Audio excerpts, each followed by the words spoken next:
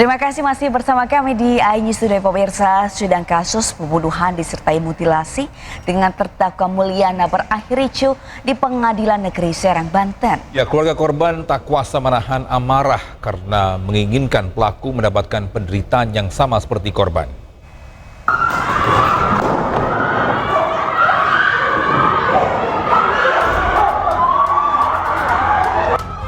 Suasana sidang kasus pembunuhan disertai mutilasi di Pengadilan Negeri Serang, Banten mendadak ricuh.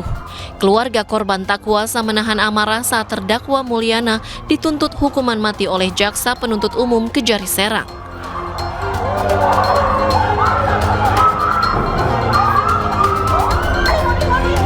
Aparat yang bertugas dengan sigap langsung mengamankan terdakwa agar terhindar dari serangan warga. Kericuhan ini pun membuat pagar pembatas ruang sidang roboh. Keluarga korban mutilasi Siti Amelia tidak kuasa menahan tangis dan emosi saat sidang pembacaan tuntutan. Emosi keluarga pecah saat hakim menerima tuntutan yang dibacakan oleh Jaksa Penuntut Umum. Pihak keluarga berharap terdakwa dituntut lebih dari hukuman mati, yakni dengan hukuman mutilasi.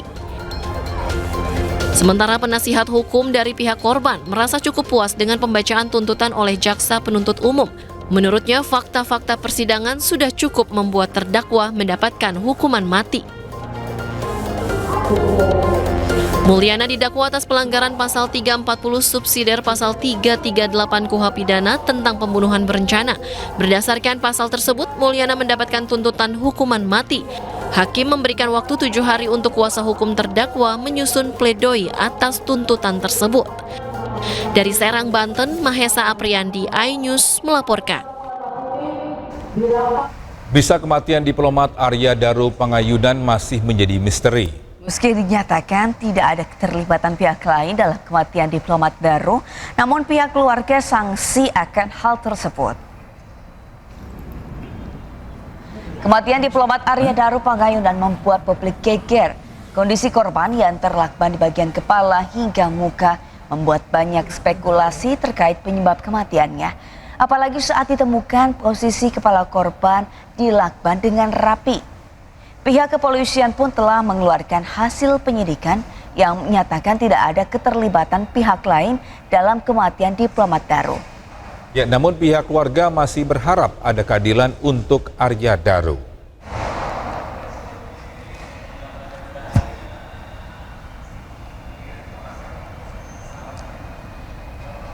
Dokter forensik RSCM mengungkap ada sejumlah luka di tubuh diplomat muda yang ditemukan tewas di kamar indekos di kawasan Menteng, Jakarta. Ya, terkait hal tersebut, keluarga tak percaya jika Arya Daru Pangayunan tewas dengan cara mengakhiri hidupnya. Indikasi meninggal tanpa keterlibatan pihak lain. Polda Metro Jaya telah mengungkap penyebab kematian diplomat muda Kementerian Luar Negeri Arya Daru Pangayunan. Polisi menyebut Arya Daru tewas tanpa adanya keterlibatan orang lain. Namun, polisi belum menjelaskan motif dibalik kematian diplomat tersebut. Di sisi lain, ada yang menjadi pertanyaan mengenai penyebab tewasnya Arya Daru Pangayunan. Ahli forensik RSCM menemukan sejumlah luka di tubuh Daru, salah satunya adanya luka lebam yang disebabkan benda tumpul. Ditemukan adanya luka terbuka dangkal pada bibir bagian dalam, luka-luka lecet pada wajah dan leher, serta memar-memar pada wajah, bibir bagian dalam, dan anggota gerak atas kanan akibat kekerasan tumpul. Selanjutnya, ditemukan darah berwarna lebih gelap dan encer, lendir serta busa halus pada batang tenggorok, adanya sembab paru, tanda-tanda perbendungan pada seluruh organ dalam, dan tidak ditemukan adanya penyakit pada organ-organ dalam almarhum. Terkait penyebab kematian Arya Daru ini, keluarga meminta polisi melakukan penyelidikan ulang sebab keluarga tak percaya jika Arya Daru tewas karena mengakhiri hidup sendiri. Penyelidikan masih berlangsung, dan ini kan kesimpulan yang disampaikan itu juga masih dalam proses pendalaman juga oleh beliau-beliau dari kepolisian. Kami percaya bahwa kita semua ya. Kita semua bagian dari masyarakat ini percaya bahwa keadilan adalah milik bersama ya. Jadi pada waktunya nanti kami juga percaya kebenaran akan terungkap dengan terang. Arya Daru ditemukan tewas di kamar kosnya di kawasan Menteng, Jakarta pada 8 Juli lalu. Diplomat muda Kemlu ini tewas dengan wajah terlilit rakban dengan rapi. Tim Liputan iNews melaporkan. Pemirsa, Polda Metro Jaya ungkap kematian diplomat Arya Daru tanpa keterlibatan pihak lain dan belum ditemukan tindak pidana. Ya, namun kemudian keluarga membantahnya. Berikut beberapa kejanggalan kematian diplomat muda Arya Daru Pangayunan.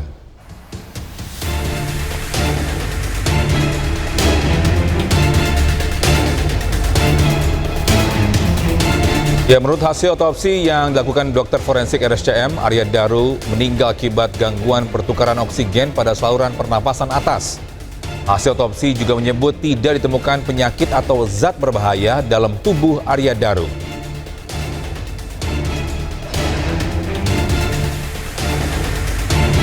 Ya, larangan otopsi juga menunjukkan adanya luka lecet dan memar pada wajah dan tubuh Arya Daru.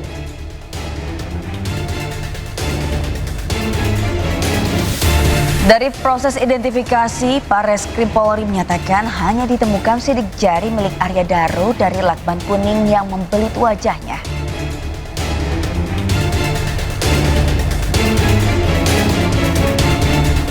Ya, sementara itu alat kontrasepsi ditemukan di 2 lokasi berbeda, yaitu di dalam bungkus makanan di dalam kamar kos dan di dalam tas milik Arya yang ia tinggalkan di lantai 12 Gedung Kemenlu.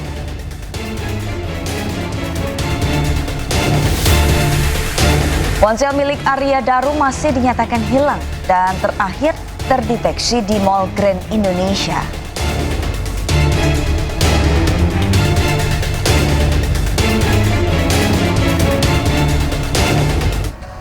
Ya, kita beralih ke informasi lain. Pemirsa, ratusan emak-emak menyerbu kantor Kelurahan Ciberem, Kota Cimahi, Jawa Barat untuk mendapatkan beras gratis bantuan dari pemerintah pusat pada Jumat pagi. Warga rela antri berdesakan berjam-jam demi mendapatkan beras gratis di tengah harga beras yang serba mahal.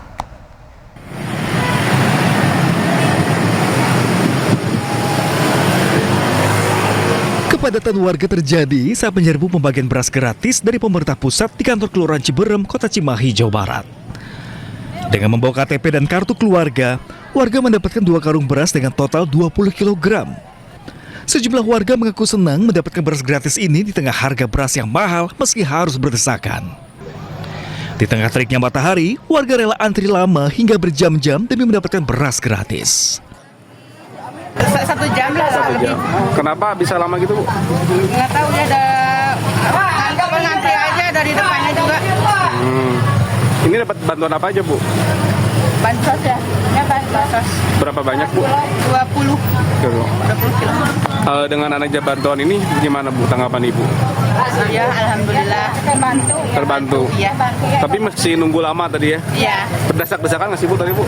Apa? Berdesak-desakan nggak tadi? Ya, ada yang berdasarkan 20 kilo. 20 kilo. Ya, 2 bulan. 2 bulan. Bu, bermanfaat nggak sih, Bu, dengan adanya bantuan ini? Alhamdulillah. Kenapa bermanfaat, Bu, ini, Bu? Ya kan itu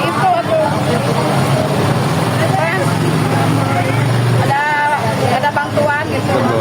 Kalau saat ini beras mahal nggak sih, Bu? Mahal. Berapa, Bu?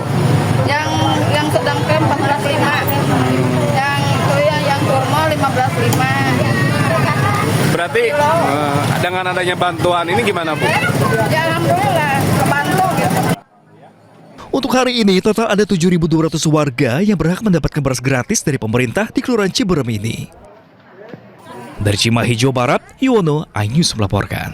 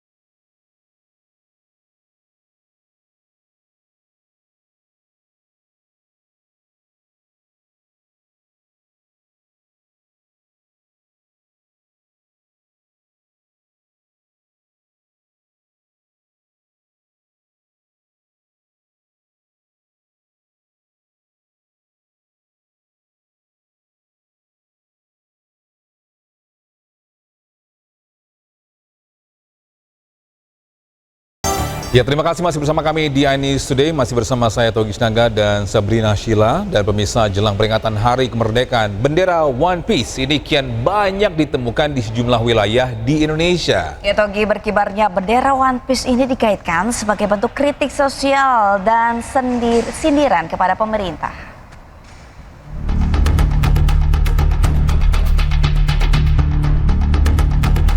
Sejumlah posting di media sosial memperlihatkan adanya fenomena pengibaran bendera kartun animasi Jepang One Piece oleh warga. Dari unggahan di sejumlah akun di media sosial, bendera One Piece berwarna hitam dengan simbol tengkorak dan topi jerami berkibar di depan rumah hingga sejumlah kendaraan. Sejumlah netizen mengaitkan bendera One Piece dengan kebebasan. Namun ada juga netizen yang beranggapan bahwa bendera One Piece sebagai bentuk kritik sosial dan sindiran terhadap kondisi pemerintahan dan sosial politik di Indonesia. One Piece merupakan seri manga Jepang yang ditulis dan diilustrasikan oleh Eiichiro Oda dan menjadi salah satu manga terlaris sepanjang sejarah dunia. Ya, pemirsa, Wakil Ketua DPR RI Sufmi Dasko Ahmad juga menanggapi kabar viral di media sosial soal maraknya pemasangan bendera bajak laut ala anime One Piece yang tersebar di sejumlah wilayah menjelang perayaan Hari Kemerdekaan 17 Agustus. Ya, Dasko menyebut bendera One Piece jelang 17 Agustus upaya pecah belah bangsa. Ya, kita juga mendeteksi dan juga dapat masukan dari lembaga-lembaga pengamanan dan intelijen. Memang ada upaya-upaya yang namanya untuk memecah belah persatuan dan kesatuan bangsa. Himbauan saya kepada seluruh anak bangsa, mari kita bersatu, justru kita harus bersama lawan. Kita ke informasi selanjutnya, pemirsa. Presiden ke-7 Republik Indonesia Joko Widodo menanggapi kabar Mulyono, rekan sangkatannya di Fakultas Kehutanan Universitas Gadjah Mada yang diragukan identitasnya.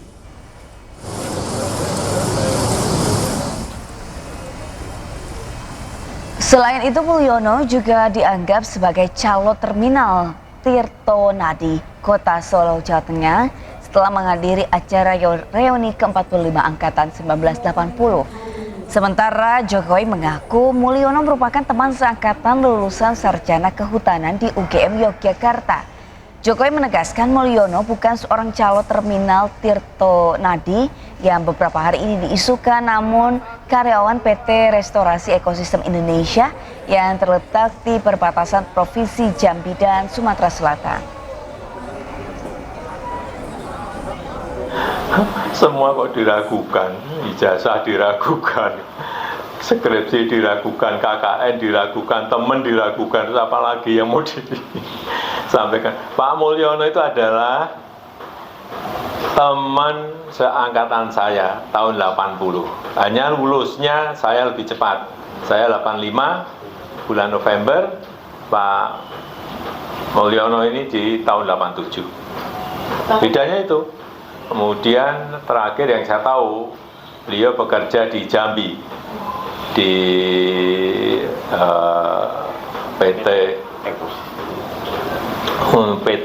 sebuah PT untuk pelestarian dan konservasi hutan. Apa nama PT-nya? PT Ekosistem Hutan. PT Ekosistem Hutan. Bisa panggung rakyat bersuara sempat memanas setelah alumni UGM Friedrich Makanlehi atau dikenal sebagai Fritz Alorboy naik ke panggung untuk menunjukkan ijazah aslinya yang diklaim mirip dengan milik Jokowi. Ia pun menantang Rismond Sianipar dan Roy Suryo untuk menunjukkan ijazah aslinya. Oke, Anda mau menunjukkan bahwa Anda alumnus UGM dan stempelnya ada di belakang foto. Baik, ya, terima saya kasih. Harus imbang juga ya. Salam kenal Bang Rismond, salam kagama, saya alumni UGM, ya. Magister Sistem Teknik Transportasi, lulus 2018 di UGM, lulusan 1,5 tahun. Saya mau bilang begini, saya punya ijazah asli. Kalau mengkaji dengan menggunakan data yang dibilang Rismond, salah. Anak teknik menguji bukan model begitu. Ini saja kami menguji delap 10 metodologi penelitian. Baru bisa, itu anak teknik. Teknik apa Anda? Saya teknik transportasi Fakultas Teknik Sipil. Fakultas S1 saya teknik penerbangan, S2 saya hukum, S1 hukum pengacara. Teknik transportasi. 4 gelar, Om Rismon. Enggak, yang tadi Anda mau tunjukkan bahwa... Saya mau tunjukkan. Teman-teman melihat, ini ijazah mirip dengan punya Jokowi. Ya, apalagi mengkaji dengan menggunakan data Bentar, boleh saya pegang. sekunder. Baik, kita akan menuju ke Barreskrim Polri terkait dengan kasus beras oplosan. Bapak Brigadir Jenderal Polisi Helvi Asegaf SIK MH selaku Kasatgas Pangan Polri, dan sekali lagi Polri juga terus berkolaborasi. Tentu penegakan hukum yang sangat strategis adalah penegakan hukum yang dilakukan secara kolaborasi. Maka dari itu turut hadir bersama-sama kita teman-teman media. Pertama adalah Dirjen PKTN Kemendak RI Bapak Moga Simatupang Esos. Terima kasih Bapak atas kehadirannya. Kemudian Bapak Deputi Bappenas Republik Indonesia Dr. I Gusti Ketut Astawa Esos MM. Terima kasih Bapak atas kehadirannya. Kemudian juga Direktur Investigasi Kementan RI Brigadir Jenderal Polisi Kurniawan Afandi SIK MM. Selamat datang Bapak. Dan yang saya hormati juga di sini hadir Wadir Tipideksus Barreskrim Polri, Komisaris Besar Polisi Zen Winugroho, dan Kasubdit 1 Kombes Polisi Edi Suranta Sitepu serta para kanit dan jajaran penyidik. Rekan-rekan media, pada beberapa waktu yang lalu atau minggu yang lalu telah dilakukan rilis dan Bapak Kapolri juga telah menyampaikan statement terkait dengan perkembangan kasus ini. Yang pertama disampaikan Bapak Kapolri, ini merupakan perhatian besar oleh Bapak Presiden Republik Indonesia yang kemudian ditindaklanjuti oleh Bapak Kapolri melalui Kasatgas Pangan untuk melakukan dari awal penyelidikan sampai dengan kemarin sudah kita sampaikan sudah meningkatkan menjadi penyidikan, dan saat ini tentu perkembangannya akan disampaikan oleh Direktur Tindak Pidana Eksus Barreskrim Polri. Kami persilakan kepada Brigadir Jenderal Polisi Helvi Asegaf untuk menyampaikan perkembangan untuk kekinian dan menjadi akuntabilitas kepada masyarakat. Kami persilakan Bapak.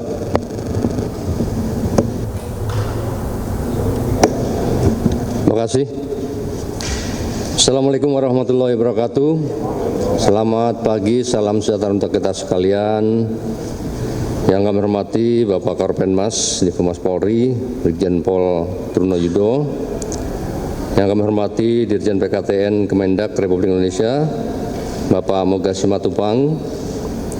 Yang kami hormati Deputi 1 Bappenas RI, Dr. I Gusti Ketut Astawa. Yang kami hormati Direktur Investigasi Kementan RI, Brigjen Pol Kurniawan Afandi. Yang kami hormati Direktur Tertib Niaga Ditjen PKTN Kemendak, Bapak Mario. Yang kami hormati Wadir Tipideksus Barreskrim Polri, Kombes Pol Zen Dwi Nugroho.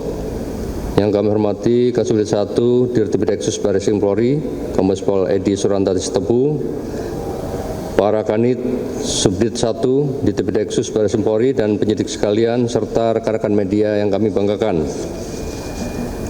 Pertama-tama mari kita panjatkan puji syukur kehadirat Allah Subhanahu wa taala, Tuhan Maha Kuasa, karena atas rahmat dan nikmatnya diberikan kepada kita sekalian sehingga hari ini kita bisa melaksanakan kegiatan press release penetapan tersangka perkara beras yang tidak sesuai dengan standar mutu pada kemasan oleh Satgas Pangan Polri.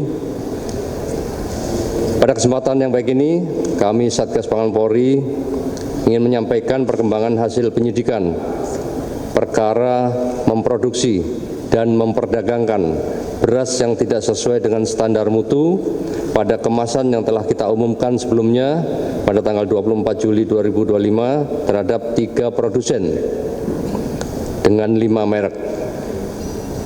Siang hari ini Satgas Pangan Polri ingin menyampaikan perkembangan hasil penyidikan perkara terhadap salah satu produsen yang kami sampaikan tadi, yaitu PT FS.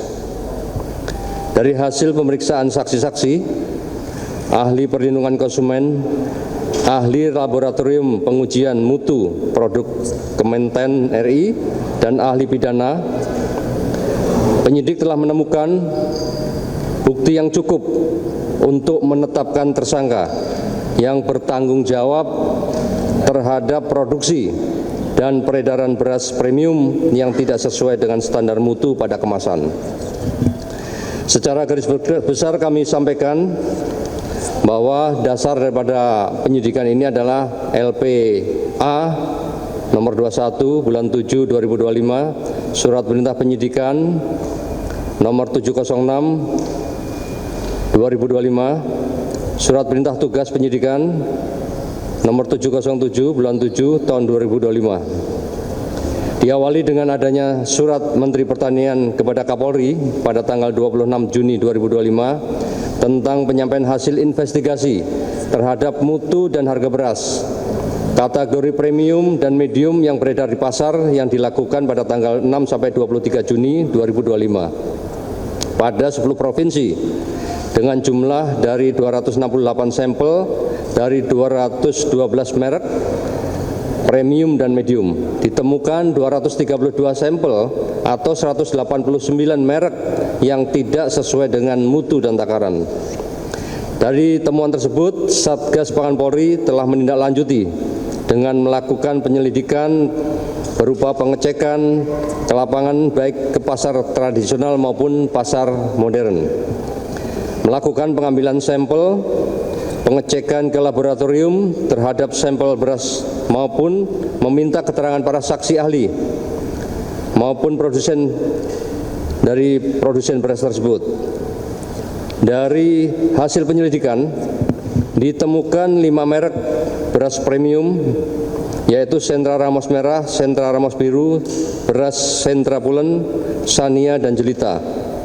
Dari 3 produsen yang tidak sesuai dengan standar mutu pada label kemasan, berdasarkan hasil penyelidikan telah ditemukan adanya peristiwa pidana, sehingga dari hasil gelar perkara ditingkatkan statusnya dari penyelidikan menjadi penyidikan, sebagaimana telah kami sampaikan pada rilis tanggal 24 Juli 2025 kemarin.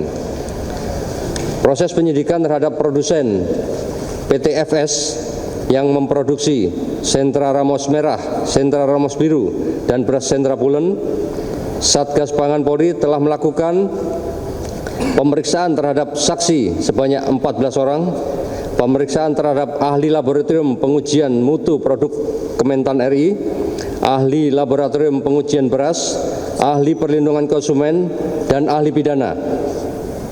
Selanjutnya melakukan penggeledahan dan penyitaan terhadap barang bukti bersama dengan tim Puslap 4 Polri, petugas pengambil contoh PPC dari Kementan RI di 2 lokasi, yaitu di kantor dan gudang PTFS di Cipinang, Jakarta Timur, dan gudang PTFS di Kabupaten Subang, Jawa Barat. Selanjutnya melakukan uji laboratoris di Laboratorium Penguji Balai Besar Pengujian Standar Instrumen Pasca Panen Pertanian terhadap barang bukti yang telah disita.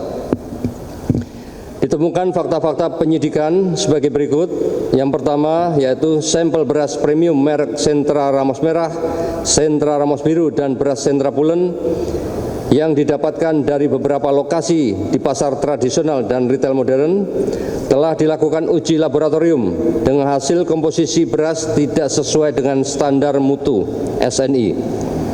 Beras premium nomor 6128/2020 yang ditetapkan Permentan nomor 31 tahun 2017 tentang kelas mutu beras dan Peraturan Badan Pangan Nasional Perbadan nomor 2 tahun 2023 tentang persyaratan mutu dan label beras.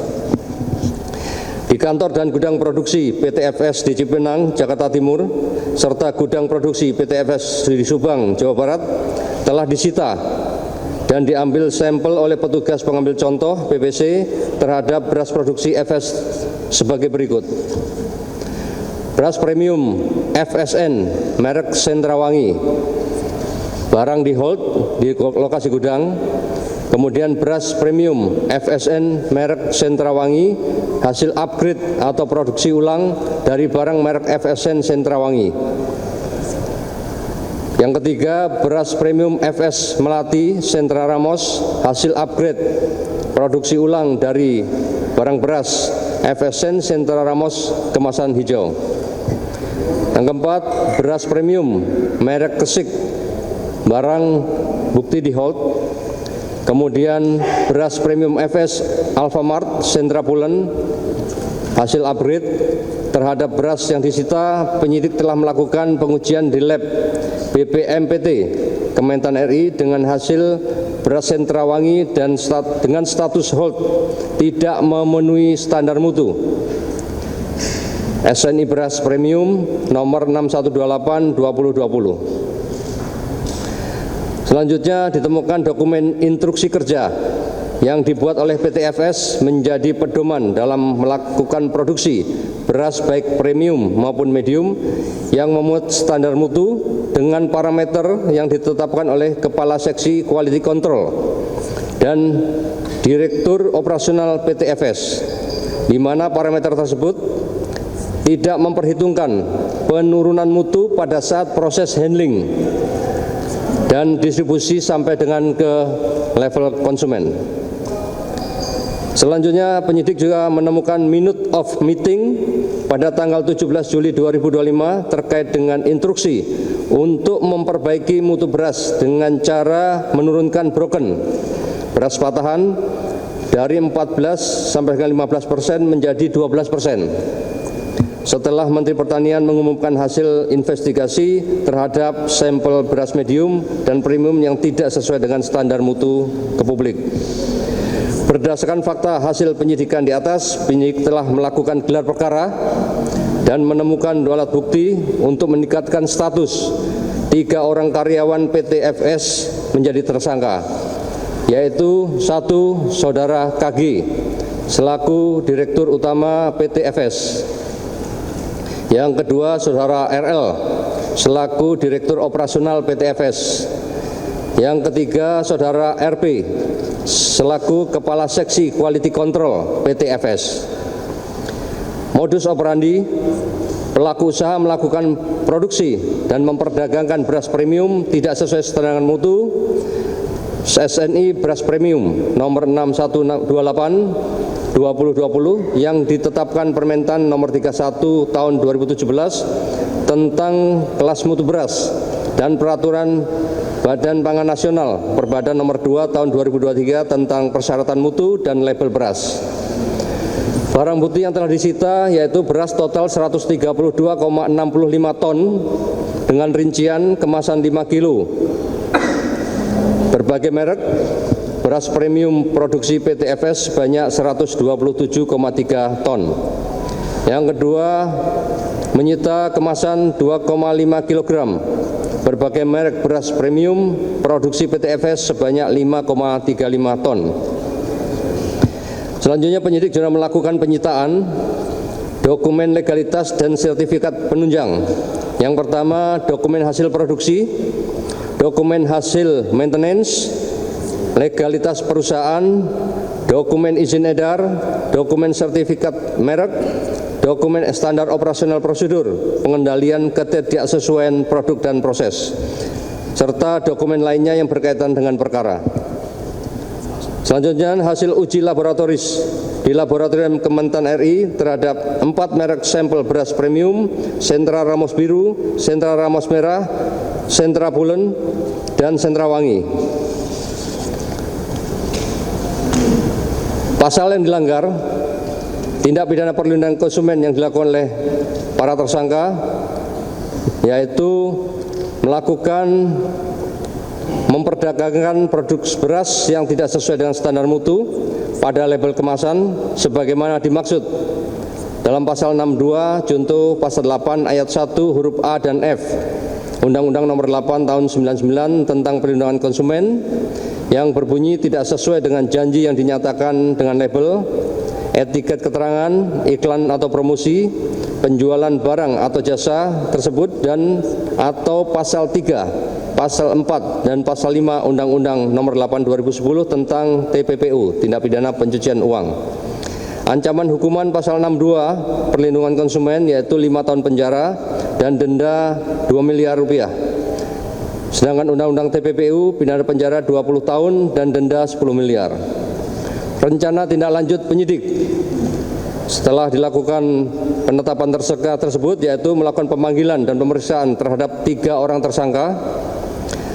Penyidik akan melakukan penyitaan terhadap mesin produksi beras PT FS, melakukan pemeriksaan terhadap ahli korporasi untuk memastikan pertanggungjawaban korporasi PT FS dalam perkara ini dan penetapan korporasi sebagai tersangka. Memohon analisis transaksi keuangan PT FS kepada PPATK dan mempercepat proses penyidikan terhadap 3 perkara yang lain yaitu PT PIM, Toko SJ dan PT SR. Komitmen Polri, Satgas Pangan Polri menghimbau kepada para tersangka dan pihak-pihak terkait yang lain dalam perkara memproduksi dan memperdagangkan beras premium yang tidak sesuai dengan standar mutu untuk kooperatif selama menjalani proses penyidikan. Polri berkomitmen untuk terus melakukan penyelidikan dan penyidikan terhadap segala tindak pidana di bidang pangan, khususnya peredaran beras yang tidak sesuai dengan standar mutu sebagai tindak lanjut arahan Bapak Presiden Republik Indonesia, Bapak Jenderal TNI Purnawirawan Prabowo Subianto, untuk menindak tegas para pelaku usaha yang melakukan praktek-praktek curang yang merugikan konsumen dan melanggar ketentuan yang berlaku guna menjaga stabilitas pangan nasional. Kami juga menghimbau kepada seluruh masyarakat agar lebih cermat dalam membeli beras, pastikan produk memiliki label yang jelas, memenuhi standar SNI dan sesuai dengan berat bersih yang tertera pada kemasan. Kami berharap upaya penegakan hukum ini dapat memberikan efek jera bagi para pelaku untuk mencegah terulangnya kejahatan serupa di masa mendatang. Mari kita sama-sama mewujudkan ekosistem pangan yang sehat, adil, transparan menuju Indonesia Emas 2024. Sekian yang bisa kami sampaikan, waktu kami kembalikan Bapak Karopenmas.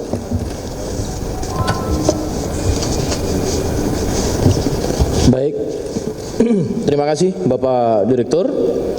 Teman-teman, pada saat kemarin ya Bapak Kapolri juga telah menyampaikan bahwasannya secara hilir dalam proses penindakan atau penegakan hukum telah dilakukan tindakan-tindakan yang sudah disampaikan oleh Pak Direktur. Namun tentunya secara proses hulu Satgas Pangan juga melakukan tindakan-tindakan preventif yang tentunya melakukan pengawasan dan mengawal kurang lebih 63.688 pasar yang harus diawasi dan ada 9.000 kurang lebih pasar tradisional dan juga 53.000 lebih retail modern. Maka dari itu pemantauan dan pengawasan tentu tetap dilakukan dan dalam proses penegakan hukum ini juga Bapak Kapolri memastikan pasokan beras tetap akan ada di lapangan dan tidak terganggu sehingga kemudian masyarakat juga tetap mendapatkan beras sesuai dengan yang dibutuhkan oleh masyarakat. Itu rekan-rekan, saat ini saya buka sesi pertanyaan.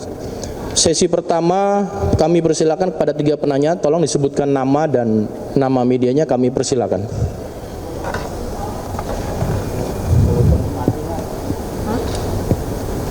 Cukup rekan-rekan? Mbak Sela, 1, silakan. Pagi Pak, saya Nadia dari Antara. Izin tanya Pak, kan kemarin itu Kapolri menyebut ada PT WPI, terus ada tambahan juga PT SR itu Pak. Jadi maksudnya tuh WPI itu apakah atas perusahaannya? Ya, bisa dibilang press conference terkait dengan pengungkapan kasus beras oplosan di Barreskrim Polri, di mana Satgas Pangan Polri ini telah melakukan sidak di sejumlah pasar tradisional dan melakukan pengecekan dan pengambilan sampel terhadap beras-beras tersebut. Dan Polri ini telah menemukan ada 3 produsen dan juga 5 merek berbeda, dan itu kan ada 14 saksi diperiksa dan juga ahli dari laboratorium. Dan Polri juga telah menemukan isi sejumlah beras premium di pasaran dan tidak sesuai Dan Direktur Utama PT FS menjadi tersangka dalam kasus tersebut.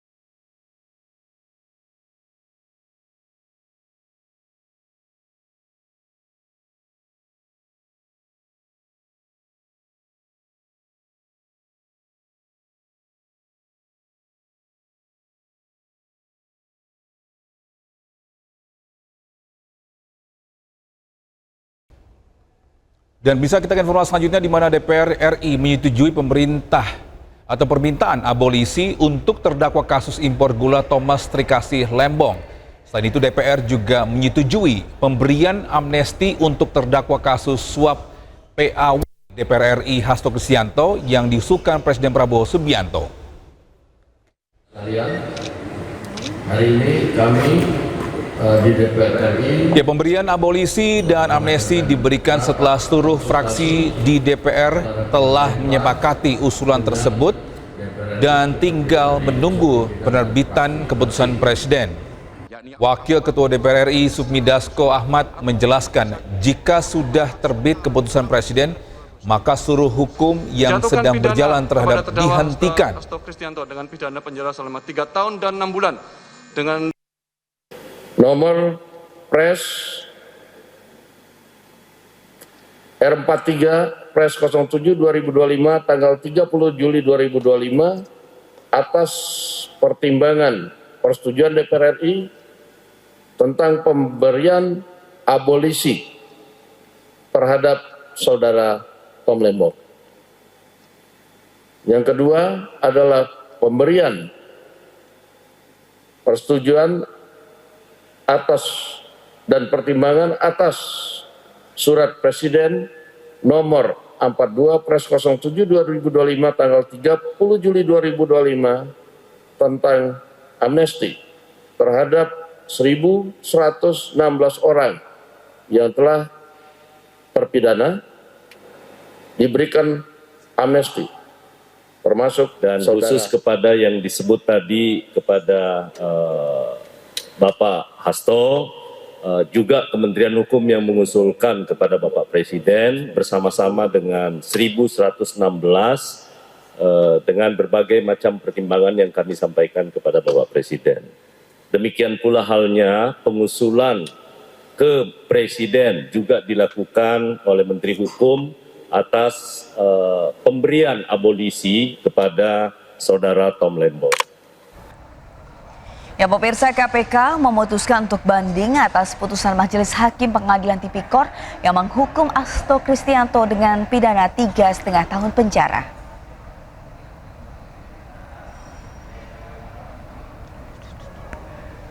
Bisa Ketua KPK Setio Budianto mengungkap jaksa penuntut umum memiliki batas waktu sampai hari ini untuk menyampaikan sikapnya.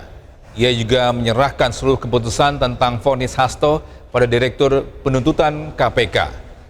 Rencana KPK juga akan mengajukan banding atas vonis Hasto karena keputusan pengadilan menghukum Hasto kurang dari 2/3 dari tuntutan jaksa penuntut umum.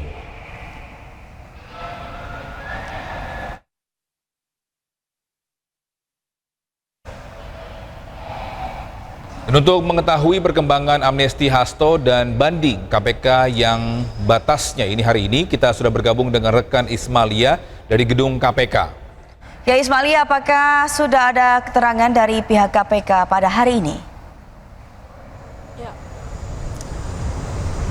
Ya, selamat siang Togi, Sabrina dan juga pemirsa. Kalau ditanya apakah sudah ada keterangan resmi dari KPK mengenai amnesti yang sudah disetujui oleh DPR, hingga saat ini KPK memang belum memberikan keterangan secara resmi. Namun tadi pagi Wakil Ketua KPK Yohanes Tanak mengatakan ketika dihubungi, ini mengatakan jika memang surat amnestinya sudah KPK sudah menerima, maka Hasto Kristianto diperbolehkan untuk keluar. Dan sebagai informasi juga, tadi kami baru saja melihat Hasto keluar dari tahanan, namun ketika kami mengkonfirmasi mau kemana Bapak Hasto, ini ternyata Pak Hasto dikonfirmasi oleh jubir KPK akan berobat. Namun berobat kemana memang kami belum mengetahui Pak Hasto ini berobat kemana dan apakah nanti akan kembali ke rumah tahanan di KPK atau mungkinkah ke tempat lain, kami masih belum mendapatkan informasi. Dan iya, Sabrina, Togi dan juga pemirsa, memang sebelumnya pada tanggal 31 Juli ini memang sudah DPR sudah menyetujui bahwa akan diberikan terhadap 1.116 orang, salah satunya Hasto Kristianto, untuk diberikan amnesti. Dan untuk kelanjutan hukum ini memang kemarin KPK baru saja mengajukan banding pada sore kemarin, namun kami juga belum mendapatkan informasi langkah hukum apa yang nantinya akan diambil. Namun Sabrina, Togi dan juga pemirsa, jika memang surat amnesti ini sudah diterima KPK, semua perkara hukum ini akan gugur. Dan nantinya akan kami update kembali apakah informasi terbaru dari KPK. Kembali ke Anda. Baik, terima kasih Ismalia atas informasinya melaporkan langsung gedung KPK. Selamat bertugas kembali. Ya pemirsa, usai mendapat abolisi dari Presiden Prabowo dan DPR, Tom Lembong hari ini rencananya akan dibebaskan dari lapas Cipinang. Bisa Tom Lembong, mantan Menteri Perdagangan yang divonis 4,5 tahun penjara oleh Pengadilan Tipikor atas kasus korupsi gula kristal mentah, ditahan di lapas Cipinang, Jakarta Timur. Rombongan pengacara Tom Lembong terlihat sudah tiba di lapas Cipinang untuk menjenguk kliennya sekaligus memberi info bahwa Presiden Prabowo dan DPR setuju memberikan abolisi kepada Tom Lembong. Masa mendukung Tom Lembong ini juga terlihat meramaikan lapas Cipinang untuk menyambut bebasnya Tom Lembong.